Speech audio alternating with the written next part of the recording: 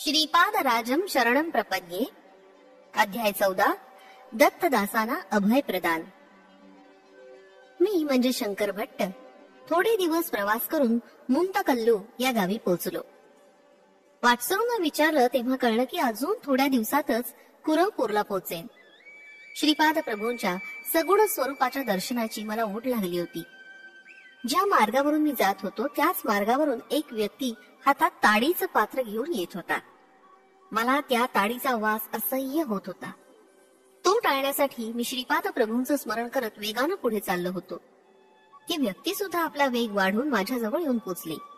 त्यानं विचारलं, मी तुझ्याकडे येत असताना तू असं दूर जाणं योग्य आहे का? मी तेवढ्यात म्हणालो, ए तू कोण आहेस? तुझं माझ्यापाशी काय काम आहे? यावर तो जोरात हसला. त्याच्या ताडीचा उग्र वास आला. मी कोण आहे हे जाणून घेण्या अगोदर तू कोण आहेस, कुठून आलास, कुणीकडे चाललास हे जाणून घेणं योग्य आहे. ताडी विकणारे सुद्धा वेदांतावर बोलणे एवढे समर्थ आहेत वाटतं. त्यानं रस्त्यावरून येणाऱ्या लोकांना हाका मारून बोलावून घेतलं.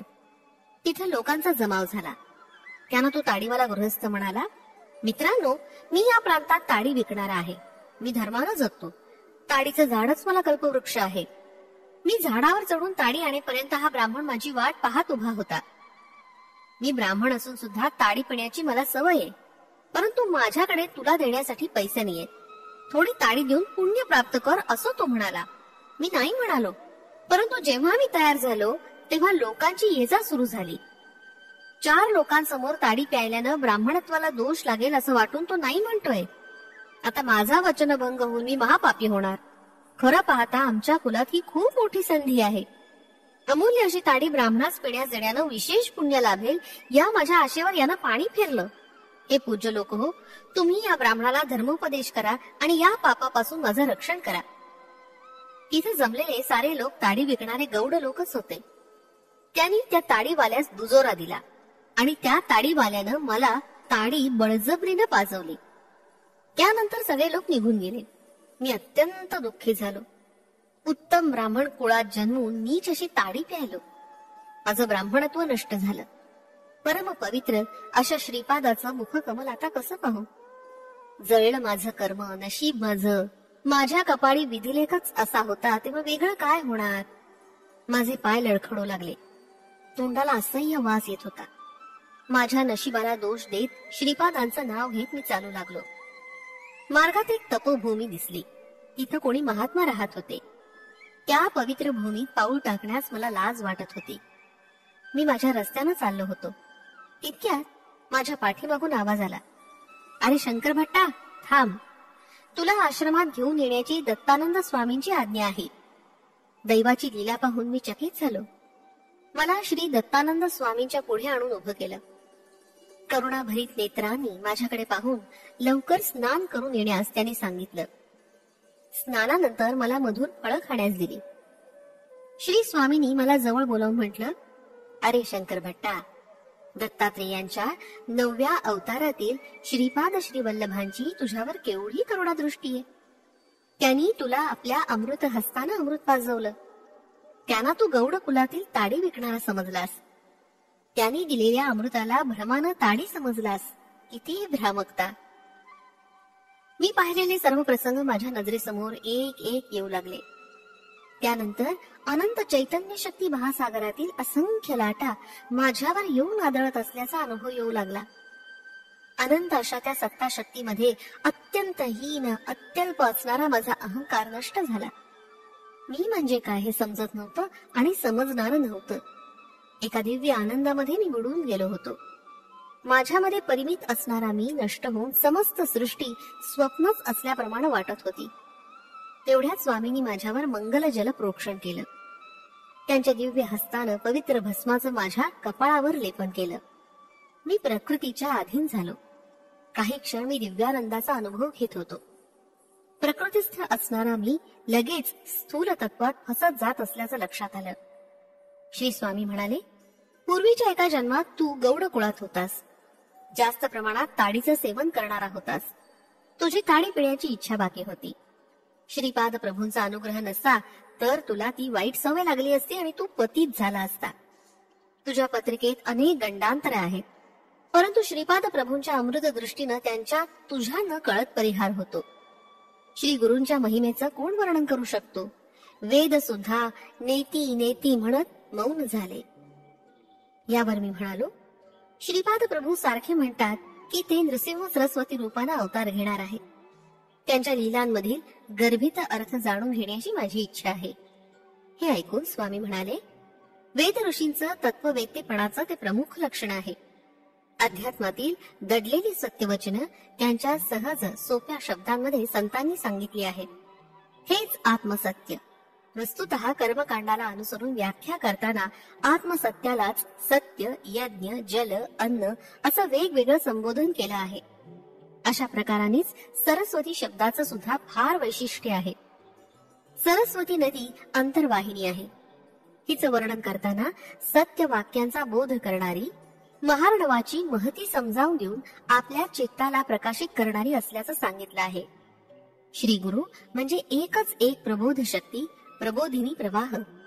त्यांची सत्यवाणी आपल्या चित्ताला प्रकाशित करते, तसंच परमसत्य आणि अंतर्ज्ञान आपल्यात स्थिर करते. वेदातील यज्ञ हे अंतःप्रवृत्तीचं बाह्य प्रतीक आहे. यज्ञाद्वारा मानव त्याचे जे स्वतःचे असते ते देवाला अर्पण करतो. त्याला प्रत्युपकारा प्रित्यर्थ देवता गोधन आणि अश्व देतात. गोधन म्हणजे तेज संपदा आणि अश्व म्हणजे शक्ती संपदा. याप्रमाणे देव आपणास तपशक्ती देतात. वेदातील ज्ञान योग्य असणाऱ्यांनाच समजावं म्हणून अत्यंत गुप्त ठेवलं आहे. औदुंबर वृक्षाला दिलेलं वरदान, नृसिंह सरस्वतींच्या अवताराचं वैशिष्ट्य. श्री महाविष्णू हिरण्यकश्यपूचा संहार करण्यास औदुंबर वृक्षाच्या लाकडी खांबातून नरसिंहाच्या रूपात प्रकट झाले.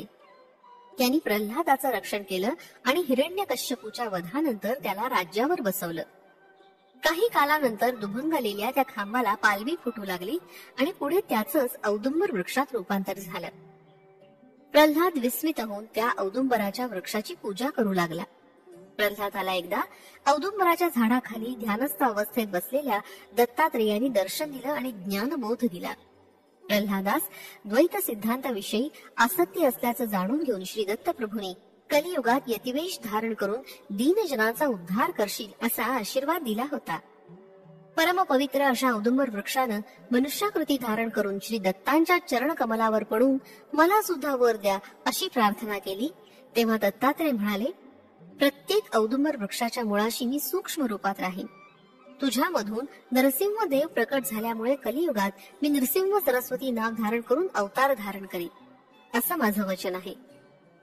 स्वामींचं वक्तव्य ऐकून मी म्हटलं, महाराज, श्री पीठिकापुरम इथं श्रीपाद प्रभूंचं दर्शन घेण्यासाठी आणि त्यांच्या बाललीला ऐकण्यासाठी मन सदैव लालचावलेलं असतं.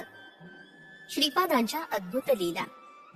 स्वामी म्हणाले, लहानपणी मला स्पष्ट बोलता येत नसे, शब्द तोत्रे येत, त्यामुळे सगळी मुलं माझी थट्टा करीत.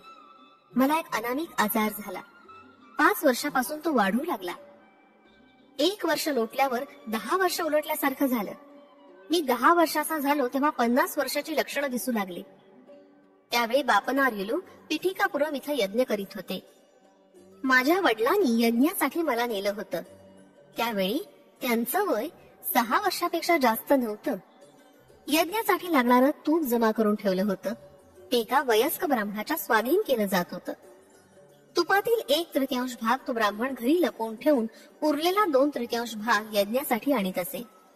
यज्ञाला प्रारंभ झाला, परंतु तूप थोड्याच वेळात संपत आलं. त्यावेळी तूप तयार करणं कठीण होतं. हा चिंतेचाच विषय होता. श्री बापनार्युलूंनी श्रीपादांकडे हेतू पुरस्सर पाहिला. तेव्हा श्रीपाद म्हणाले, काही चोर माझं धन अपहरण करण्याची योजना करत आहेत, परंतु मी त्यांचे प्रयत्न सफल होऊ देणार नाही. योग्य वेळेस त्यांना शिक्षा देईन. त्याच्या घरी पत्नी बरोबर शनिदेवानं राहावं अशी आज्ञा करतो आहे. एवढं बोलणं झाल्यावर श्रीपादांनी त्या वृद्ध ब्राह्मणाला बोलवून ताडपत्रीवर असं लिहून दिलं, आई गंगामाते, यज्ञाच्या निर्वाहनासाठी लागणारं धृत द्यावं. तुझी बाकी माझे आजोबा व्यंकटप्पय्या श्रेष्ठी देऊन टाकतील, ही श्रीपाद वल्लभांची आज्ञा. हे पत्र त्यांनी श्रेष्ठींना दाखवलं. त्यांनी ते मान्य केलं. त्या वृद्ध ब्राह्मणाबरोबर 4 ब्राह्मण पादगया तीर्थावर गेले. ते पत्र तीर्थराजाला समर्पित केलं आणि त्यांनी नेलेल्या पात्रात तीर्थाचं जल भरून घेतलं. वेदमंत्र म्हणत ते जल यज्ञस्थळी आणलं. ते जल आणत असताना सर्वांच्या समोर त्याचं शुद्ध तूप झालं. त्या धृताच्या आहुतीनं यज्ञाची सांगता झाली. सर्वजण आनंदित झाले. वचनाप्रमाणे श्रेष्ठींनी त्या पात्रात तूप भरून गया तीर्थात समर्पित केलं. धृत ओतताना त्याचं पाणी झालं होतं. माझ्या वडिलांनी माझी दुस्थिती श्रीपादांना सांगितली. ते म्हणाले, थोडा वेळ थांबा, रोगाचं निवारण होईल. तोत्रेपणा काढून टाकेन. एक घर जळणार आहे, त्याचा मुहूर्त ठरवायचा आहे. प्रभूंची विधानं अनाकलनीय होती. तेवढ्यात तो वृद्ध ब्राह्मण आला. तूप चोरल्यामुळं काही हानी झाली का हे पाहण्यासाठी आला. काही झालं तरी श्रीपादांच्या दर्शनानं चांगलंच घडेल असा त्याला दृढ विश्वास होता. श्रीपाद प्रभू त्यास म्हणाले, आजोबा, तुम्ही मुहूर्त शास्त्रात पारंगत आहात. एका घराला परशुराम प्रीती करायची आहे, म्हणजे नष्ट करायचं आहे. त्यासाठी योग्य मुहूर्त काढायचा आहे. तेव्हा तो वृद्ध ब्राह्मण म्हणाला, गृह निर्माणासाठी, भूमिपूजनासाठी मुहूर्त असतात, परंतु गृहदाहाला मुहूर्त नसतात. श्रीपाद म्हणाले, चोरी करायला, गृहदाहाला मुहूर्त कसे नसतात? तो वृद्ध ब्राह्मण म्हणाला, तसे मुहूर्त असल्याचं मी ऐकलं नाही. श्रीपाद म्हणाले, आजोबा, किती शुभ वार्ता सांगितली. परमपवित्र अशा यज्ञासाठी जमवलेलं तूप एका धूर्तानं चोरून नेलं. अग्निदेवाला भूक आवरली नाही. धर्मानुसार त्यांना मिळावयास हवं असलेलं तूप न मिळाल्यामुळे ते घर जाळून आपली भूक भागवत आहे. अग्निदेवता आनंदानं उड्या मारत आहेत. श्रीपाद प्रभूंचं बोलणं ऐकल्यावर त्या वृद्ध ब्राह्मणाचा चेहरा पडला. श्रीपाद म्हणाले, तुझं घर भस्मसात झालं, त्याचं थोडं भस्म घेऊन ये. श्रीपाद प्रभू अनुग्रह करून वरदान देतात, तसंच संतापानं नष्ट करतात हे ब्राह्मणास माहिती होतं. तो काही एक शब्द न बोलता भस्म झालेल्या घराचं भस्म घेऊन आला. ते भस्म पाण्यात टाकून ते पिण्याची प्रभूंनी मला आज्ञा दिली आणि 3 दिवस पर्यंत असं करण्यास सांगितलं. आम्ही श्री बापनार्युलूंच्या घरी 3 दिवस राहिलो आणि ते भस्मयुक्त पाणी प्यायलो. माझा तोतरेपणा पूर्ण नाहीसा झाला होता आणि मी स्वस्थ झालो. श्रीपाद प्रभूंनी आपला दिव्य हस्त माझ्या मस्तकावर ठेवून शक्तिपात करून मला ज्ञानदान करून धन्य केलं.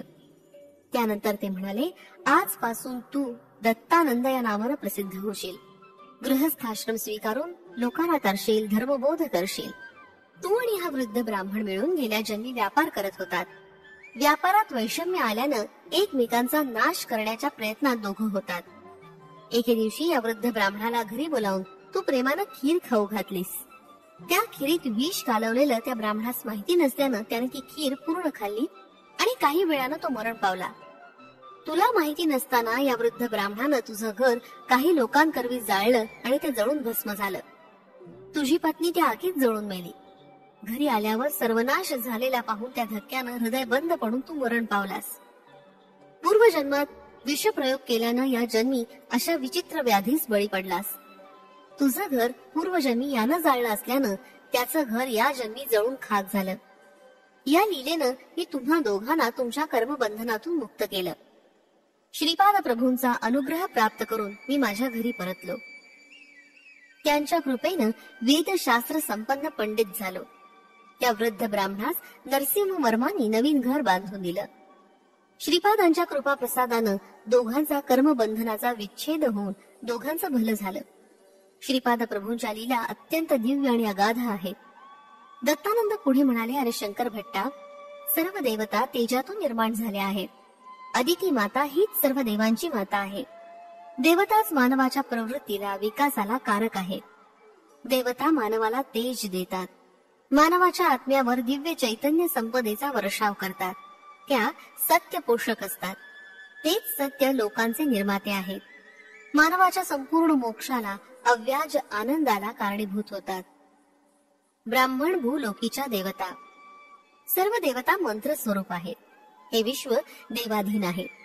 अशा प्रकारे देवता मंत्राधीन आहेत. ते मंत्र सद्ब्राह्मणांच्या अधीन आहेत, म्हणून ब्राह्मण भूमीवर देवता समान आहे. शब्द हा साधारणपणे पंचेंद्रियांनी ग्रहण करता येतो. शब्द प्रकाश, गमन, स्पर्श, शीतोष्ण, विस्मृती, बलप्रयोग, वेग, गमन वगैरे अत्यंत थोड्या प्रमाणात असलेले प्राथमिक भाव निवेदन करण्यासाठी मानवाच्या उपयोगात येतात. भाषेची प्रगती होत असताना क्रमानं भाषेमध्ये भावाची विविधता, निश्चितता वाढीस लागते. यासाठी अस्पष्टतेतून निश्चित असं निश्चलत्व भौतिक अंशामधून मानसिक अंशामध्ये, व्यक्तातून अव्यक्त भावना, अशा पद्धतीनं भाषेची वृद्धी होऊन वाढू लागते. पवित्र ग्रंथ पठण विशेष फलदायी. तुमचं श्रीपाद प्रभूंचं दिव्य चरित्र संस्कृत भाषेत लिहिण्याचा मानस अत्यंत स्तुत्य आहे. हा संस्कृत भाषेतील ग्रंथ कालांतराने तेलुगू भाषेत अनुवादित केला जाईल. अनुवादित केलेल्या ग्रंथाच्या पठणाचं फल आणि मूळ ग्रंथाच्या पठणाचं फल सारखंच आहे. श्रीपाद प्रभूंचं चरित्र कोणीही कुठंही पठण केल्यास स्वतः श्रीपाद प्रभू तिथं सूक्ष्म रूपानं राहून ते श्रवण करतात. या संबंधीची एक कहाणी सांगू, सावधान होऊन ऐक. श्रीपाद 7 वर्षाचे झाले. त्यांचा वेदोक्त विधीनं उपनयन संस्कार झाला. त्या काळात संपन्न ग्रहस्थांच्या घरी असे कार्यक्रम असले म्हणजे चोहीकडे अत्यंत आनंदाचं वातावरण असे. बापना लिलूंच्या आनंदाला तर सीमाच नव्हती. त्यांनी आपल्या जाती बांधवांना दत्त चरित्र ऐकण्यासाठी आमंत्रित केलं होतं. ते सर्वजण मोठ्या उत्सुकतेनं दत्त चरित्र ऐकण्यास आले होते. दत्तदासांनी दत्त चरित्र सांगण्यास सुरुवात केली. ते म्हणाले, पूर्वयुगात अनसूया आणि अत्री महर्षी या परमपावन दाम्पत्याला एका पुत्र रत्नाची प्राप्ती झाली. त्याचंच नाव दत्तात्रेय असं ठेवलं होतं. तेच परमज्योती दत्तात्रय सध्या या कलियुगात श्रीपाद श्रीवल्लभ या रूपानं पीठिकापुरम मध्ये अवतरले. त्या महाप्रभूंचे आज उपनयन झाले. उपनयनानंतर दिव्य तेजस्वी असे आपले प्रभू अधिकच तेजपुंज दिसू लागले.